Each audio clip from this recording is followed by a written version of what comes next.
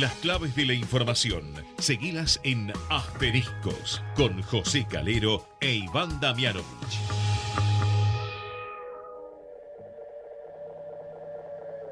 Esto que estás oyendo ya no soy yo.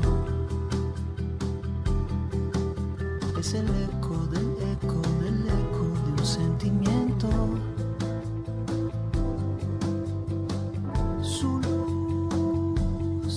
¿Qué tal? ¿Cómo les va? Muy buenas noches. Otro miércoles para compartir toda la información política y económica en Asteriscos, información clave a mitad de semana.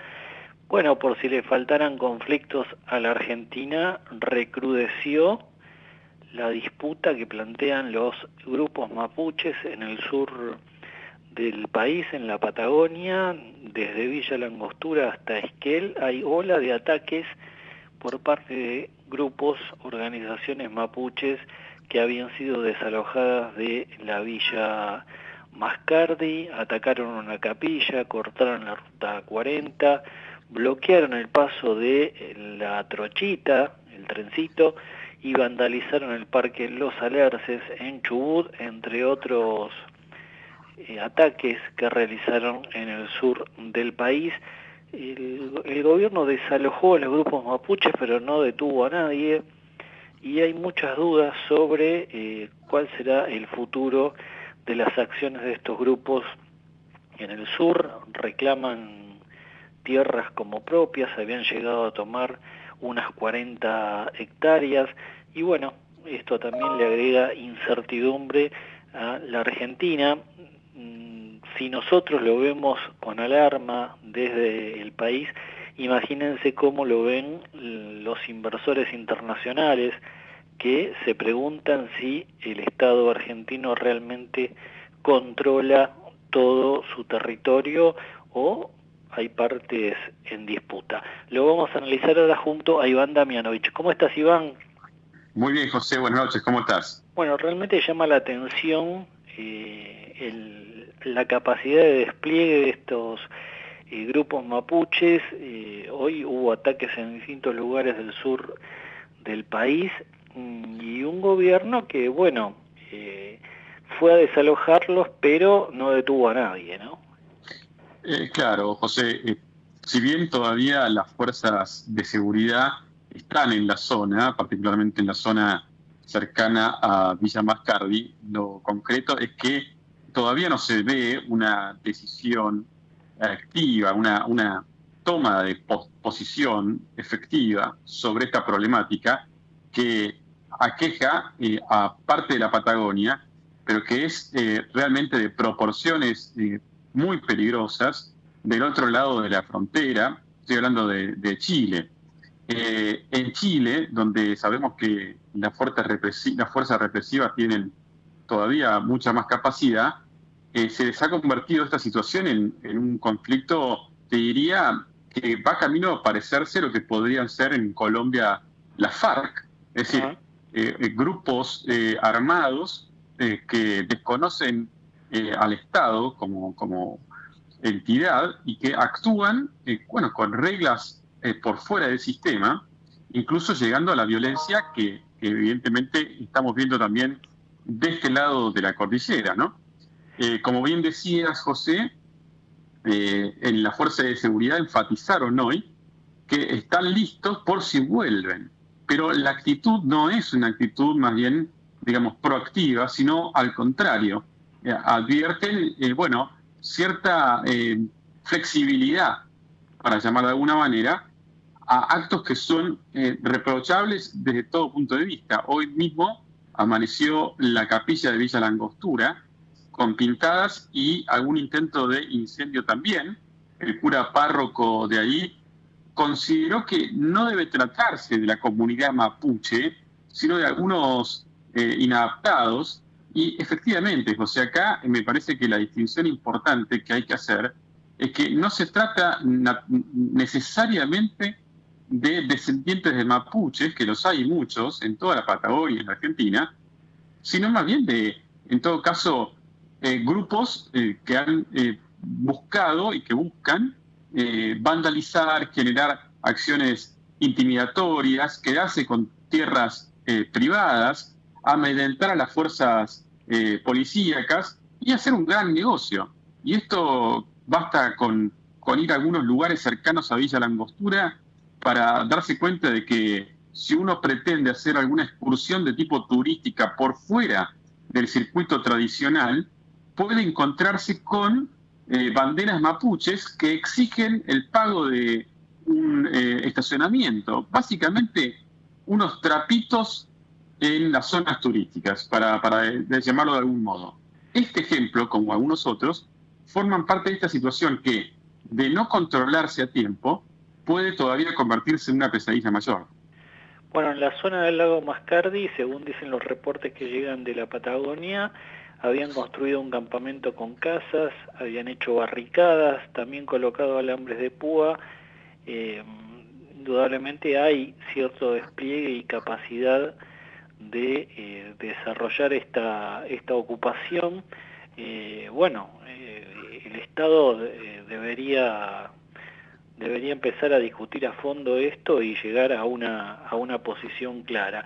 Ahora en un ratito lo terminamos de analizar, Iván, porque ya la tenemos en línea a María Castiglione, directora de CIT Asesores Económicos. Hay mucho para hablar sobre economía. María, José Calero y Iván Damianovich te saluda. ¿Cómo estás? ¿Qué tal? ¿Cómo andan? Buenas noches. Bueno, queríamos conversar un rato contigo. Estuvo el presidente del Banco Central en el Congreso. Entre otras cosas defendió y dijo que no era para preocuparse el hecho de que, los pasivos del Banco Central, entiendo, están superando los 8 billones de pesos.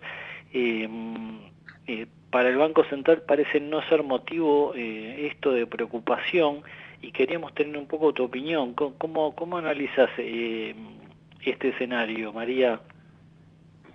Bueno, efectivamente, cuando uno mira la dinámica del balance del Banco Central, es decir, por un lado las reservas que están en el activo y por otro lado lo que tiene que ver con los pasivos, que son todos los pesos que va emitiendo y están en circulación, también los depósitos a la vista y todo lo que tiene que ver con los pesos que el Banco Central fue retirando de circulación, ¿no?, que conforman los famosos pasivos monetarios y financieros del Banco Central, están creciendo a un ritmo muy acelerado.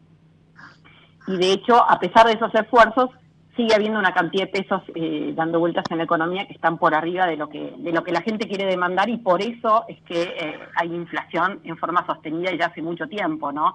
Y desde el mes de marzo estamos en, lamentablemente, un ritmo de inflación muy elevado, por arriba del 6% por mes, y ya llevamos 6 meses con este ritmo, o sea, una tasa anualizada por arriba del 100%, y esto obviamente es complejo.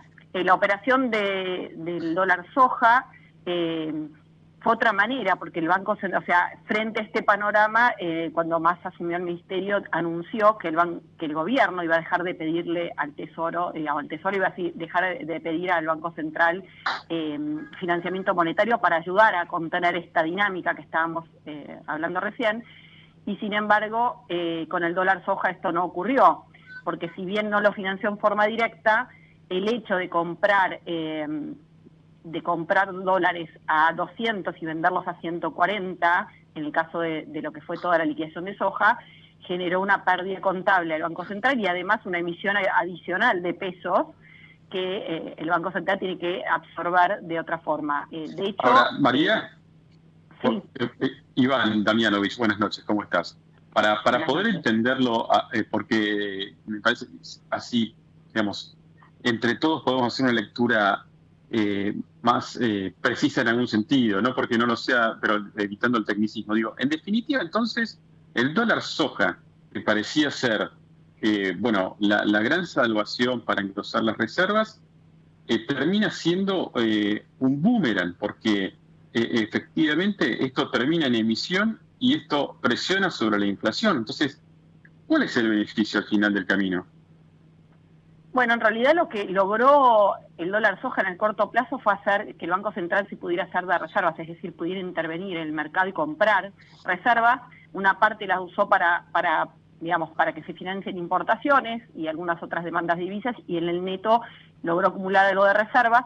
No tantas, porque también en el mes pasado, en septiembre, hubieron que hacer pagos a organismos financieros internacionales, especialmente el Fondo Monetario, pero bueno, eso se va, digamos, lo va a volver digamos, el FMI ahora lo va a devolver de alguna manera con la aprobación formal del acuerdo, ¿no? Entonces esto permitió que el Banco Central dejara de perder reservas que ya estaban en términos netos en cero y con una caída que venía en los 2 últimos meses siendo muy fuerte, ¿no? Y eso también anticipaba o parecía insostenible. Entonces el panorama era, si esto sigue así, bueno, la expectativa de que el tipo de cambio oficial, en vez de aumentar al 6%, 6,5% como los últimos días, tuviera que pegar un salto discreto, era grande, y había, digamos, hay temor en el gobierno de hacer este tipo de medidas, es decir, de sincerar el hecho de que el tipo de cambio oficial está muy atrasado a este nivel por la inflación que viene acumulando y que en definitiva no es tentador y genera ya un saldo negativo en lo que es el comercio exterior, que es el único lugar donde en realidad es positivo, ¿no? A donde la única fuente de reservas hoy son las exportaciones, y cuando uno mira el resto de los flujos son en general negativos, ¿no? Salidas por turismo, salidas por cancelaciones de deudas, salidas por el dólar billete, digamos, toda fuente que salida, porque cuando hay un cepo, en general lo que ocurre es que se limita la salida masiva de dólares, pero tampoco entran dólares, ¿no? Y eso lo estamos viendo ahora y lo vimos también en el periodo anterior que hubo cepo, ¿no? Entre 2011 y 2015.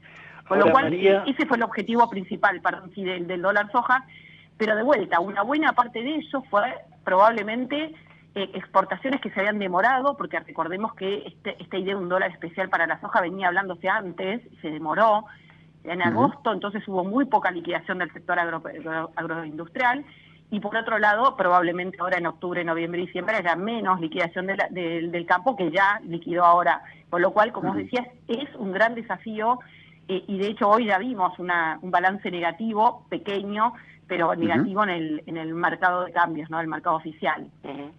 Sí, además, por primera vez creo que en 3 semanas o un poco más, el Banco Central tuvo una intervención negativa en el mercado, tuvo que vender dólares.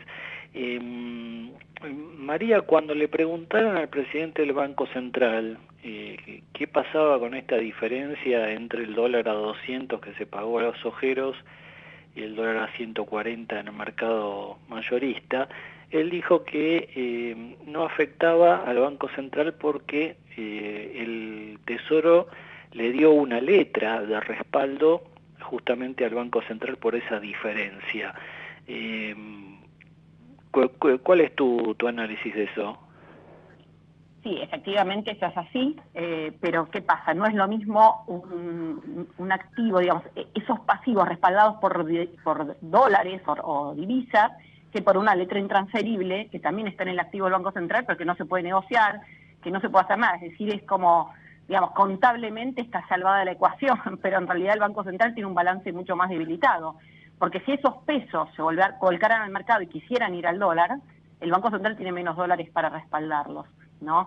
Entonces, obviamente el cepo impide que eso ocurra masivamente en el mercado formal, pero esto sí marca el deterioro del balance del Banco Central. Y sí es cierto, y esta operación finalmente lo que demuestra es que fue un financiamiento que le hizo el Banco Central al Tesoro indirectamente, porque además esta operación permitió al fisco cobrar mucho más por retenciones, ¿no es cierto?, que se liquidaron a este tipo de cambio más alto. Lo vimos en los números de recaudación que se publicaron ayer, y le da oxígeno en términos fiscales, pero a costa de un debilitamiento del balance del Banco Central. Como decimos, no es inmediato el efecto, pero sí debilita el panorama, y si el Banco Central ahora empieza a tener negativo ese saldo todos los días, bueno, va a ser un desafío, y sobre todo pensando en el año que viene o el verano también, donde la expectativa de la cosecha de trigo no es muy buena por cuestiones climáticas, los precios internacionales ahora no están tan altos como hace unos meses.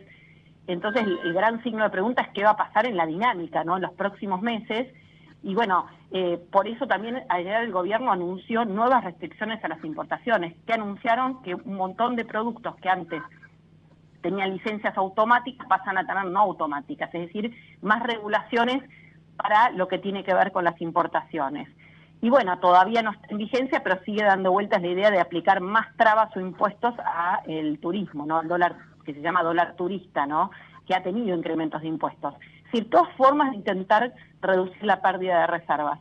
Porque lo que está marcando esto es que sin esta cantidad de trabas crecientes hay un balance negativo, por lo que hablábamos antes. El tipo de cambio oficial está atrasado, cuando uno mira en términos de competitividad está atrasado, y eso se refleja también en la brecha y genera muchísimas distorsiones. El problema de seguir incrementando trabas en el comercio exterior, como ya vimos en el mes de julio, con esa medida de obligar a pagar a 180 días, es que finalmente se termina filtrando el tipo de cambio más alto de alguna manera en los productos importados, y eso igual llega a la inflación. Es decir, uno empieza a poner parches, pero a la larga es cada vez más complicado evitar el desenlace que se termina viendo en la inflación que tiene Argentina, que es cada vez más alta y es preocupante, ¿no? Finalmente, Matías, sobre ese tema puntualmente, ¿cuál es la inflación que ustedes están observando en los próximos meses y obviamente para el año que viene? Bueno, nosotros estamos viendo en nuestro relevamiento en CIT el número de inflación del mes de septiembre fue 6,8%, y lo que venimos relevando para octubre, más todos los incrementos que ya se han anunciado, el número de inflación estaría con suerte apenas por abajo del mes de septiembre, pero muy parecido a septiembre, y para noviembre y diciembre no vemos algo muy diferente, lamentablemente, de vuelta entre los anuncios que ya hay, de incrementos de costos, por ejemplo, servicio doméstico, luz, gas. Vamos a ver qué pasa con esto, porque hay una parte que se postergó, todo lo que tiene que ver con prepagas, educación, es decir, todos los rubros que ya se han anunciado incrementos, más la dinámica que viene teniendo todos los precios de la economía. Bueno, esa es un poco la expectativa que tenemos. Va a ser difícil bajarla el año que viene, demasiado. El presupuesto obviamente plantea un número de 60% que es totalmente imposible de alcanzar, pero un número similar al de este año sería probablemente lo más esperable el año que viene. Y acá van a haber muchas tensiones, porque el gobierno se comprometió en el acuerdo con el fondo a reducir el déficit fiscal, y eso sería un alivio para la inflación, porque implica tener que acudir menos al Banco Central, tener que colocar menos deuda, pero las presiones en un año electoral son siempre bastante grandes, con lo cual vamos a ver una tensión ahí muy grande, ¿no? Y también las presiones del propio seno del gobierno, que ya la vicepresidenta el otro día estuvo hablando de eso, ¿no? La necesidad de hacer algo con la inflación, y ese algo siempre tiene que ver con, por un lado, bonos y gasto público, ¿no? Bonos a empleados públicos, a beneficiarios de planes, y por otro lado, más controles sobre los precios que lamentablemente ya sabemos que no funcionan y que cada vez tienen menos impacto en los resultados, ¿no? Y me llamó la atención hoy, María, una declaración del ministro de Economía, donde admitía que la desaceleración fuerte de la inflación recién es esperada para mediados del año próximo, y con esta dinámica de precios que tenemos, difícilmente se puede alcanzar ese 60% previsto en el presupuesto, ¿no? No, efectivamente, la verdad que es un número que no tiene ninguna posibilidad, porque además cuando uno tiene, y lo vemos en Argentina y en otros países, ¿no? Que vecinos que han tenido procesos de inflación alta hace tiempo ya, porque más allá del rebote que hubo este año por la guerra, los precios internacionales, etcétera, primero que las tasas de inflación subieron en niveles están todas dentro de un dígito, digamos, ¿no? Brasil, Uruguay prácticamente no ha tenido efecto, no ha cambiado su inflación, pero sigue estando entre 8 y 9% anual. Brasil estaba en 8% y ahora tiene 2 meses de caída de precios, pero digo, más allá de eso, digamos, cuando uno ve historias de alta inflación que han tenido estos mismos países, no es tan fácil bajarla. ¿Qué se requiere? Se requiere una combinación de factores. Obviamente la causa, que es el déficit fiscal y la necesidad de emitir para financiar el Tesoro, es la primera, reducir el déficit fiscal, pero reducirlo en forma sostenible y creíble, no con artilugios contables o con algunos parches que uno conoce y ve que son de corto plazo. En segundo término, que el resto, digamos, de la política macroeconómica vaya para ese mismo lado, de ir corrigiendo distorsiones, desequilibrios, pero sobre todo que haya una convicción política de todo el ala que está gobernando de que va a ir en ese sendero y que lo va a sostener en el tiempo. Son procesos que llevan tiempo, no es inmediato el efecto, ¿no? Pero lamentablemente este gobierno ha tomado algunas medidas, ha avanzado un poco más que sus antecesores, pero sin lograr eso, ¿no? Porque no hay, de vuelta, hay fisuras dentro del propio gobierno, hay medidas que son van un paso para adelante y otro para atrás, entonces no terminan de generar ese cambio en las expectativas de la gente que crea que efectivamente pueda bajar la inflación. Hoy nadie está pensando, ni los economistas, ni la sociedad, que la inflación va a bajar, y eso es un problema muy grande cuando uno está jugando justamente e intentando bajar la inflación. María, gracias, que te vaya muy bien. No, de nada, un gusto. Ahí estaba la economista María Castiglioni, directora de CEITE, Asesores Económicos en Asteriscos.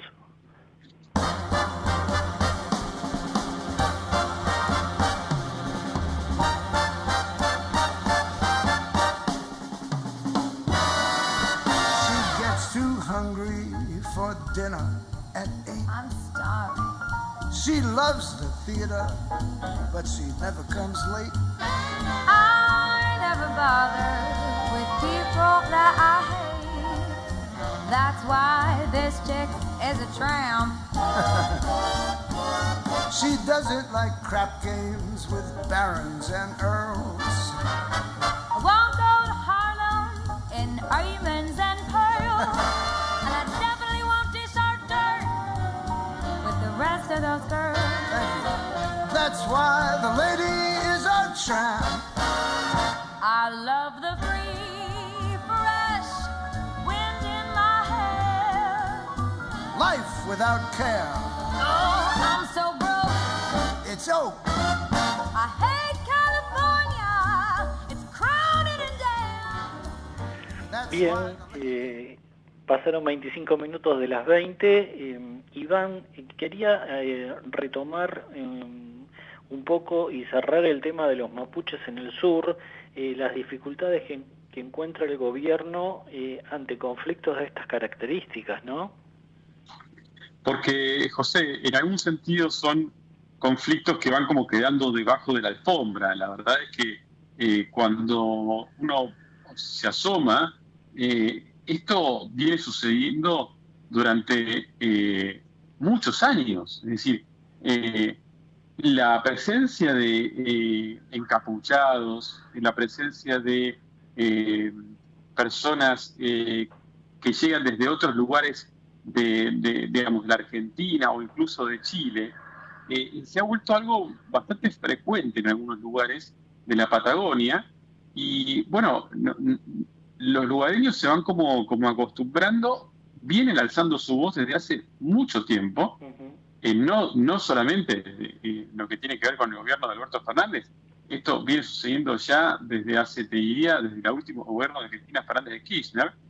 Y la realidad es que no hay una decisión desde el Estado Nacional de poner un freno a esta situación, lo cual en definitiva termina consolidando el avance de grupos violentos sobre propiedad privada, ¿no? Y sobre terrenos fiscales que se van, bueno, uno va acostumbrándose a escuchar, ¿no? Que incendiaron una casilla, que el ejército cedió parte del terreno a una comunidad que lo reivindicaba como propia, y así se va acumulando con los meses situaciones irregulares que cuando querramos darnos cuenta va a ser demasiado tarde y puede llegar a suceder lo que pasa hoy en día en Chile, donde ni el ejército puede ingresar porque la situación es extremadamente violenta.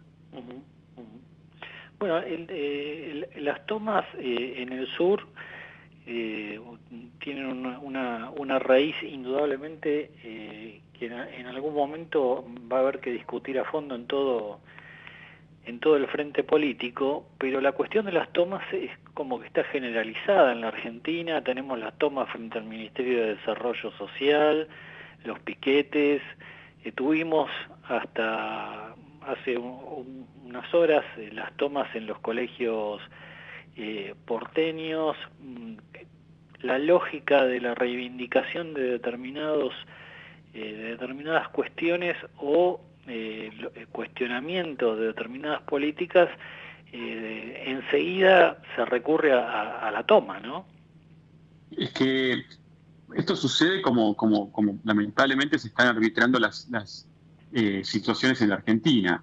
Los reclamos todos ellos legítimos, pero no legales en muchos aspectos, suceden uno tras otro, y cuando no hay un factor que arbitre naturalmente, se terminan consolidando situaciones que están al margen de la ley, ¿no? Basta con ver lo que sucede todas las semanas en la Ciudad de Buenos Aires con los múltiples cortes de calles y avenidas, lo que al no poder resolverse esta situación favorablemente, digamos, en el sentido de que, cómo garantizar el derecho a la protesta y al mismo tiempo, por ejemplo, en este caso al tránsito, no hay jueces fiscales que intervengan, que resuelvan este tema. Se van acumulando. Entonces, ¿por qué habría que esperar que en lugares más recónditos de la Argentina, donde la presencia del Estado es un poco más laxa, si querés, porque los límites no están tan establecidos, porque no hay policías en todas las esquinas, porque no hay patrulleros que tengan combustible para patrullar determinados lugares, porque hay un juzgado para una extensión enorme de tierra? ¿Por qué esperar que este tipo de cosas no se den también? Entonces se termina consolidando una situación de anomia, una falta de control sobre el Estado, que en realidad no es un gobierno, porque esto no es de Cristina y Alberto, esto es de todos los argentinos que hemos decidido hace ya muchos años atrás vivir en una república con un Estado que todos somos parte y al mismo tiempo a todos nos caben las mismas responsabilidades. Entonces, esto que deberíamos poder identificar lo que es lo que nos hace nación, pareciera estar hoy en día no, desde hace ya mucho tiempo, en cuestionamiento. Estamos a tiempo, creo, insisto, de que la dirigencia política empiece a discutir las cuestiones de fondo, ¿no? La inflación, que es lo que carcome el bolsillo y la vida de los argentinos, el Estado de Derecho, la posibilidad de reclamar y ser escuchado sin convertirme en un enemigo público del otro. Es decir, una serie de debates básicos, necesarios, inexorables, si pretendemos avanzar como sociedad. Y en Río Negro la preocupación ahora, viene un fin de semana largo, los vecinos están pidiendo que no se retire la Policía Federal, tampoco la Gendarmería. Sostienen que además los vecinos de Villa Mascardi aún no pudieron volver a sus casas, así que todo muy atado con alambre ahí en la Patagonia Argentina. Veremos qué actitud toma un gobierno siempre temeroso de que alguna represión pueda terminar con una muerte, ¿no? Claro, porque en verdad esto es tremendo, ¿no? Porque hemos llegado al extremo de que aquellos que deben garantizar el orden, porque en definitiva lo que se busca es garantizar el orden para que todos podamos convivir, tienen temor de equivocarse o de hacer las cosas mal, como ha sucedido lógicamente en el pasado, y que eso derive en una cadena de responsabilidades que se los lleva puesto. Entonces estamos en un estado de inacción, para decirlo de algún modo, que hace que por las dudas no se haga nada. La paz de los cementerios es también un problema, ¿no? En la vida en general, digo. El que no asume responsabilidades en algún punto, no está para estar en esos lugares. Entonces, la información del Ministerio de Seguridad a cargo de Aníbal Fernández las últimas 24 horas fue casi una justificación, un pedido de disculpas por haber tenido que acudir en defensa de determinados ciudadanos rionegrinos que se ven amenazados. Entonces, a mí me parece que hay una mirada muy porteña, muy, rioplatense, para decirlo de algún modo, que está olvidando a muchísimos argentinos, no solo en la Patagonia, y que seguimos guiándonos por, la chicana, el rédito político inmediato, para todos los gustos, no estoy hablando del kirchnerismo, hablo de Cambiemos, hablo de la Unión Cívica Radical, ¿no? De los egos de algunos dirigentes radicales que creen que llegaron para convertirse en los salvadores de la patria, detonando todo tipo de diálogo, y en el medio una vicepresidenta que hace menos de un mes o hace un mes se salvó su vida, corrió serio riesgo. Entonces dice que nadie para la pelota, y la dirigencia política en general, y no es un discurso antipolítica, al contrario, lo que tenemos que hacer es pedirle más política, más gestión, más involucramiento y más responsabilidad, que son, en definitiva, las cosas que hacen que la Argentina, como cualquier país del mundo, funcione. Iván, nos reencontramos la semana próxima. Un abrazo. Un fuerte abrazo, José. Vamos la radio, somos tu voz. Vamos con Eco, siempre la verdad y la mejor información. Estamos llenos de historias verticales. Gira tu celular. En Catamarca tenés algo distinto para contar. Girá, girá, no te pierdas de nada. Vení a contar una historia distinta.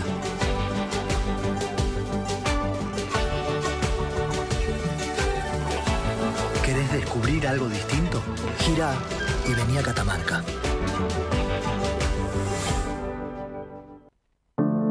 Cuidar es la herramienta digital del Ministerio de Salud. Descargala en tu celular a través de tu App Store o Google Play y carga tus datos.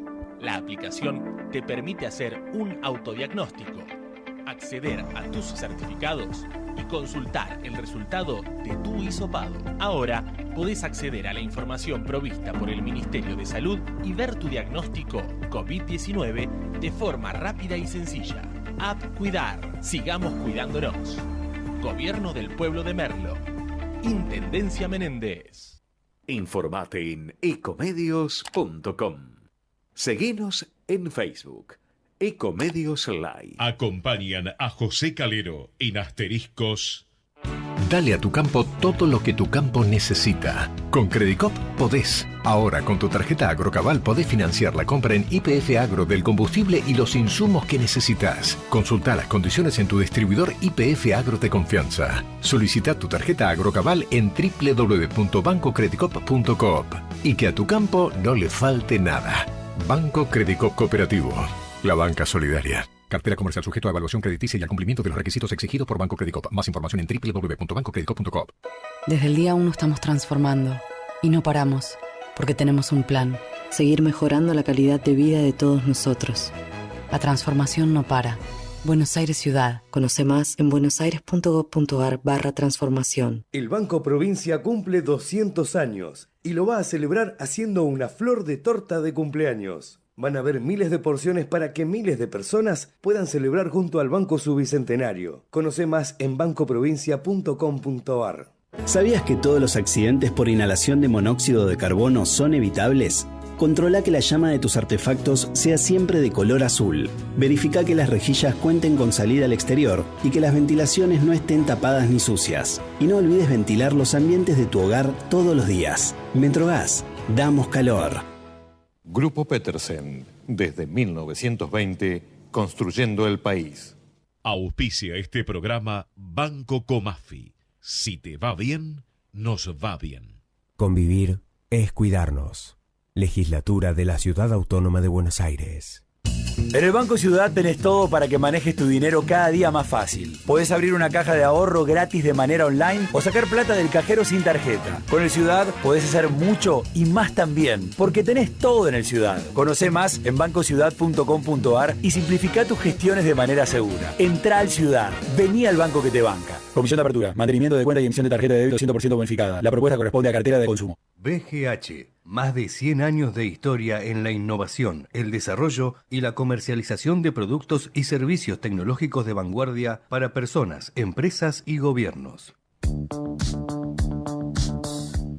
Bien, 37 minutos pasaron de las 20, los seguimos acompañando aquí en Asteriscos, información clave a mitad de semana. Hablábamos hace un rato sobre las tomas, sobre los piquetes, sobre la conflictividad social en ascenso, también el alto conflicto político. Queríamos analizar ahora la situación y conocer algunos datos, algunos números muy interesantes con el politólogo Roberto Chiti, director de análisis de diagnóstico político. Roberto, José Calero te saluda, ¿cómo estás? ¿Qué tal? Buenas noches, José. Bueno, es así, un escenario donde a la conflictividad social se va sumando el conflicto político cada vez más fuerte, ¿no?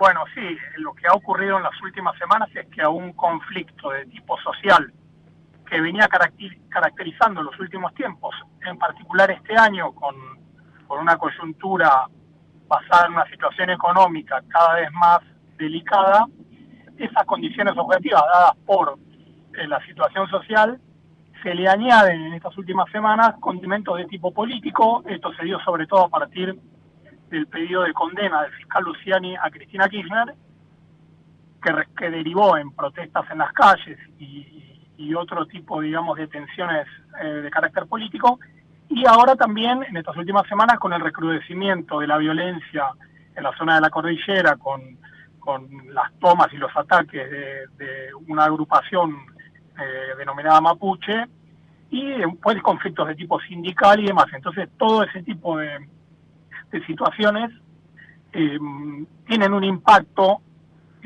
específico y concreto en la protesta en las calles, ¿no? Que nosotros lo traducimos en números de piquetes, lo que nos va dando un resultado para este año que ya es, aún faltando 3 meses para completar el año de mayor cantidad de piquetes desde que hay registro. ¿Y cuál es el número que están manejando ustedes, Roberto? Y a septiembre incluido se registraron más de 7.000 piquetes, 7.160, que superan ya el récord del año 2014, que habían sido 6.800 en todo el año. Con lo cual nosotros estimamos que de mantenerse las condiciones actuales, nada hace prever que la cosa vaya a cambiar. Se podría llegar a fin de año a los 10.000 piquetes, que sería un número no simbólicamente, digamos, que impactante, ¿no? Sí, sí, claro que sí.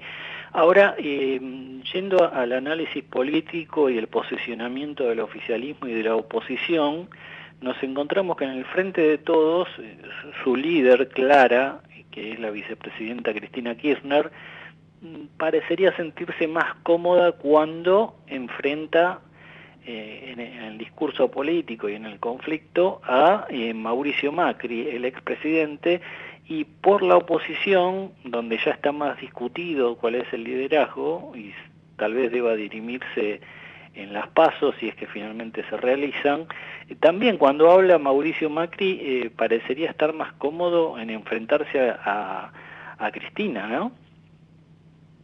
Bueno, sí, es un poco el panorama político que venimos teniendo desde hace unos años y que tiene que ver, ¿no?, con una especie de clivaje que hay entre kirchnerismo, antikirchnerismo, a lo que se le sumó la figura perfecta en términos de construir el enemigo, que fue Mauricio Macri.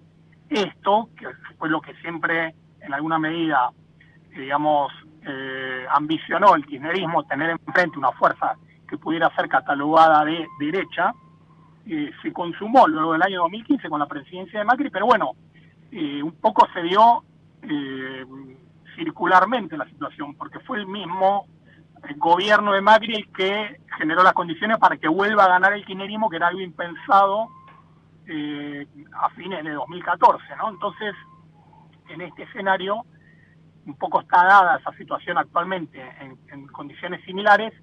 Yo añadiría que, producto del gobierno de Alberto Fernández, que ha tenido, podríamos decir, los resultados más pobres desde el regreso de la democracia, nos encontramos hoy con que es posible que esa bipolaridad se rompa y en el año 2023 tengamos un escenario muy distinto en materia electoral. Todavía hay que ver cómo se concluye este año, pero podría ser que el año que viene alguno de los dos principales frentes, ya sea el oficialista o el opositor, no entren en el posible balotaje que habría en 2023. Puede emerger una tercera fuerza. ¿Y esa tercera fuerza, y dónde la estás observando? ¿En los libertarios? ¿En un sector de Juntos por el Cambio? Bueno, ahí habría que ver cómo Juntos por el Cambio resuelve la confrontación fuerte que tiene producto de la marcada diversidad político-ideológica que hay en su composición. Ahora, por un lado tenemos eso, pero por el otro tenemos lo que sería la tercera fuerza externa interna, vos mencionabas a los libertarios, yo creo que hoy esa opción está muy personalizada en la figura de Javier Milei, o sea, es dependiente de esa figura. Javier Milei tiene un potencial electoral alto, creo yo, no tanto por su prédico, por su carisma o por las ideas que él transmite, que yo creo que representan a una minoría importante de entre un 15 y un 20% posible, pero sobre todo porque en su figura se puede canalizar un voto que no está contento con ninguna opción, pero que entre tener opciones ya conocidas y una opción nueva, como sería la de Milei, podría canalizarse ahí. Ese 10% potencial que podría ir a esa tercera opción, que sería Milei, que sería una opción competitiva ya con un 20% de votos, podría transformarlo en la tercera fuerza que podría desplazar alguna de las dos fuerzas mayoritarias. Roberto, la gran debilidad de Cristina Kirchner y de Mauricio Macri es el alto nivel de imagen negativa, ¿no? La gente que dice que nunca los votaría. Bueno, exactamente, o sea, tanto Macri como Cristina tienen un núcleo de votantes, sobre todo podríamos decir Cristina, muy fidelizado de 15 a 20 puntos. En el caso de Macri por ahí un poco menos, pero también tiene un núcleo que sobre todo representa un obstáculo para la interna de Juntos por el Cambio, ¿no? Porque sobre todo para el ala radical, que no encuentra la forma de diferenciarse, pero al mismo tiempo de poder retener con un candidato propio los posibles o ese voto pro duro que hoy es mayoritario en esa coalición, ¿no? Entonces, eso al mismo tiempo que representa una fortaleza, representa la debilidad, el punto débil, ¿no? de ambos referentes, tanto de Cristina como de Macri. ¿Qué recorrida política visualizás, qué potencial observás en el radical Facundo Manes, que ya, bueno, tuvo críticas hacia Mauricio Macri y enseguida salieron hasta del propio radicalismo a frenarlo, ¿no? Sí, yo creo que Manes está apostando una estrategia de autovisibilización, es decir, de qué manera puedo posicionarme en el escenario, irrumpir, y la única manera es hacerla de manera disruptiva, porque el discurso de Manes, ese discurso de la antigrieta, de digamos, si se quiere, de la empatía, que es un poco el que viene desarrollando y que sería el más natural en él, no seduce, no atrae. Entonces tiene que generar hechos comunicacionales a partir de frases, si se quiere, agresivas, disruptivas, como la que tuvo contra Mauricio Macri, y aparte es una señal también para si se quiere, un sector del voto radical más, podríamos decir, progresista, que nunca terminó de simpatizar con la figura de Macri, ¿no? Pero yo creo que va más por el lado ese de posicionarse. Y honestamente, no le veo a Manes altas posibilidades de cara a 2023 por cómo se está prefigurando el escenario. Roberto, gracias, te mandamos un abrazo. Igualmente, un saludo. Bueno, acá estaba el dato de la consultora de diagnóstico político. Los piquetes se proyectan a más de 10.000 cuando termine el año, nos lo decía el director de diagnóstico político, Roberto Chitti, en diálogo con Asteriscos.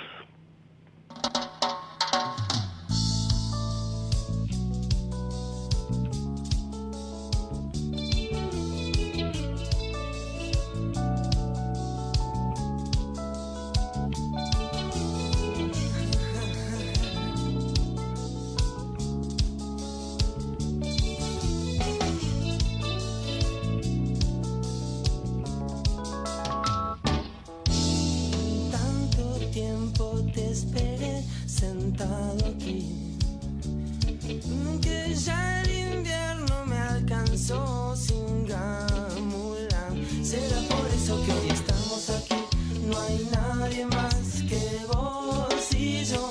Será por eso que hoy estamos aquí, no hay nadie más que vos y yo.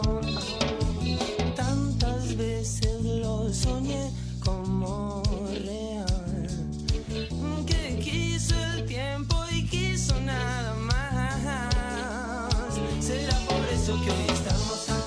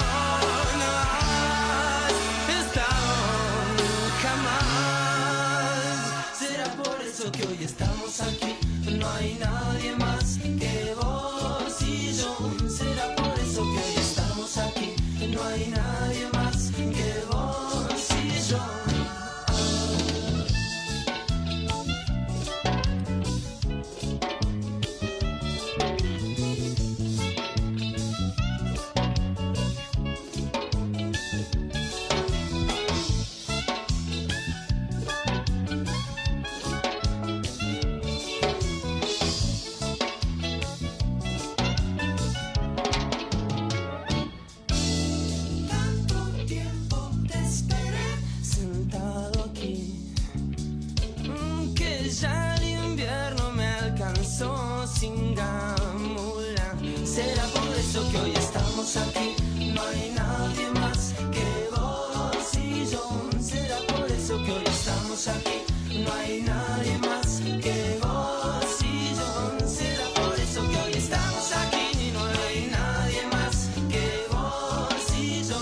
Será por eso que hoy estamos aquí, no hay nadie más que vos y yo.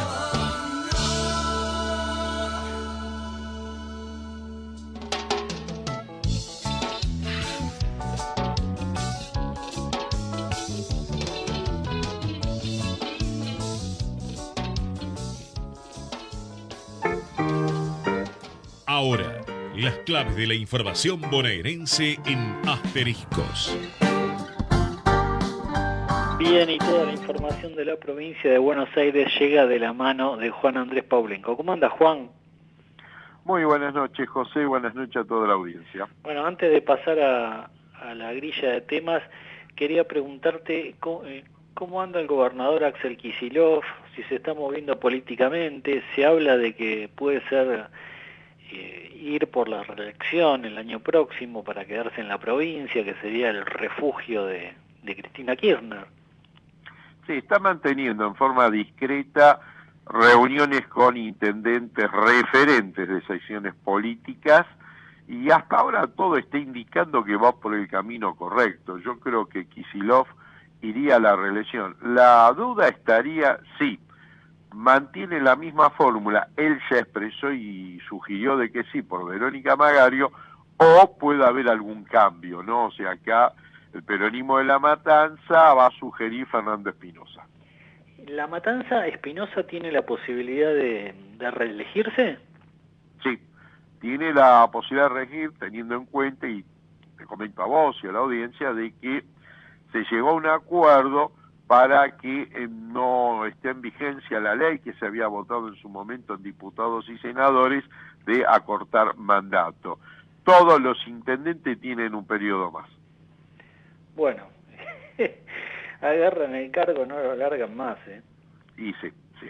Pero sabes que Espinosa, por lo que tengo entendido, anda con ganas de pegar una vueltita a ver si puede lograr, dentro del esquema de candidaturas, estamos hablando en el orden nacional la vicepresidencia de la Nación, estamos hablando de senador nacional, creo que sería la segunda, la primera me parece tiene nombre y apellido, es Cristina Fernández de Kirchner, la vicegobernación o una diputación que tendría que ser dentro de las primeras 3 o 4 para intentar ser futuro presidente de la Cámara de Diputados de la Nación, siguiendo un poco un rito matancero que lo inició Alberto Pierri, sí, y lo continuó Alberto Balestrini.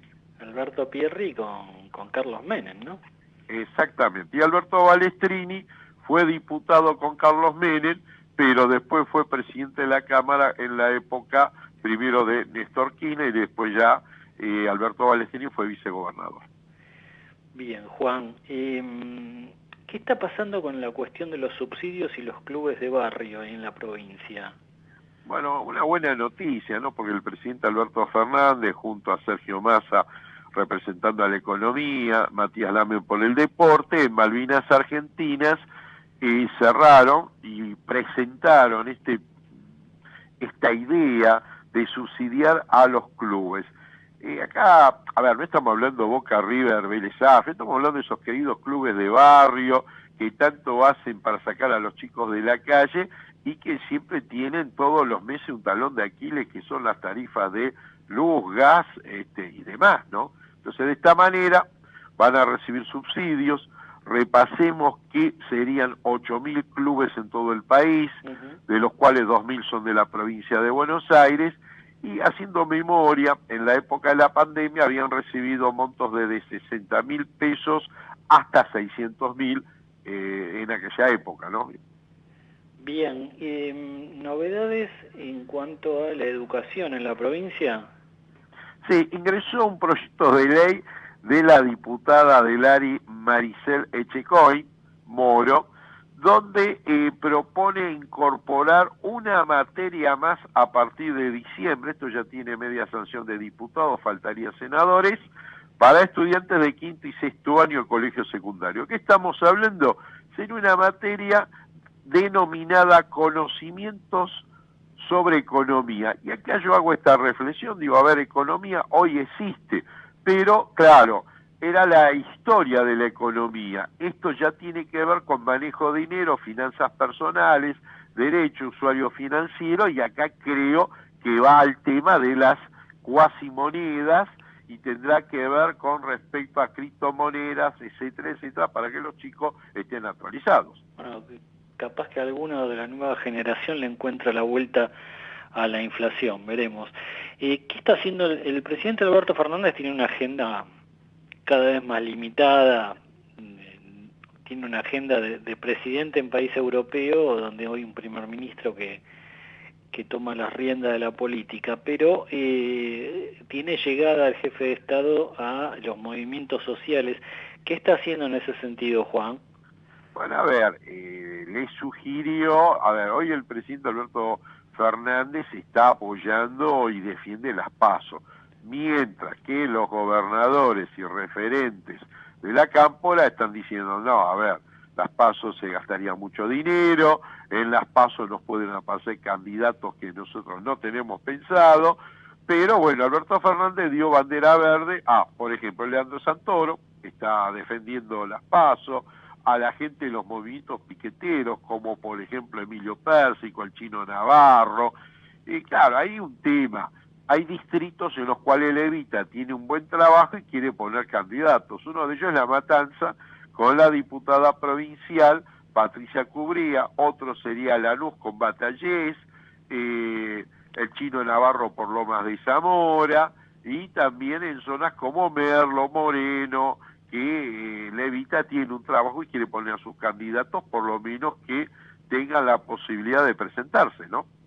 El movimiento Evita, que es uno de los grupos sociales, piqueteros, que disputa ahí el presupuesto para planes por parte del Ministerio de Desarrollo. Una cortita final sobre 3 de febrero, Juan. Bueno, el intendente se mostró junto a los bomberos voluntarios, realizó una campaña, una conscripción de socios. Y acá mi reflexión, José, yo creo que los queridos bomberos voluntarios que tanto hacen, que ponen riesgo su vida, que lamentablemente no tienen recursos para los elementos de trabajo, las autobombas, digo, para mí tienen que ser incorporados directamente al presupuesto del Ministerio de Defensa en el orden nacional o provincial. Pero los queridos bomberos la siguen peleando. Voy a dar el ejemplo el 3 de febrero, lanzaron esta gran campaña de conscripción de socios, donde, bueno, justamente se suma el intendente con su cuota, con su carnet, un sistema moderno de QR, pero digo, a ver, volvemos a la misma, me parece que es un parche más a una situación que se merece un debate nacional. Bien, Juan, gracias como siempre por toda la información, nos reencontramos la semana próxima. Gran semana para todos. Bien, ahí estaba Juan Andrés Paulenco, con toda la información de la provincia. Nos vamos con la información del fútbol que nos acerca nuestro productor Roberto Blanco.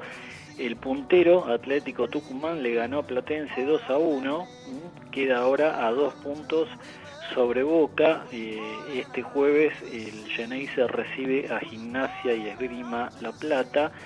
Y en otro partido que tuvo idas y vueltas, cambió constantemente el marcador, Defensa y Justicia le gana a Racing 3-2, el Racing quedaría a 4 unidades del líder. En un rato empieza River ante Estudiantes en el Monumental, un partido importante para el millonario que busca la clasificación para la Copa Libertadores del año próximo. Las posiciones del torneo local: Atlético Tucumán 44 puntos, Boca 42, Racing 40. Nos vamos, nos reencontramos la semana próxima, como siempre desde las 20 el miércoles, con asteriscos, información clave a mitad de semana. Chau.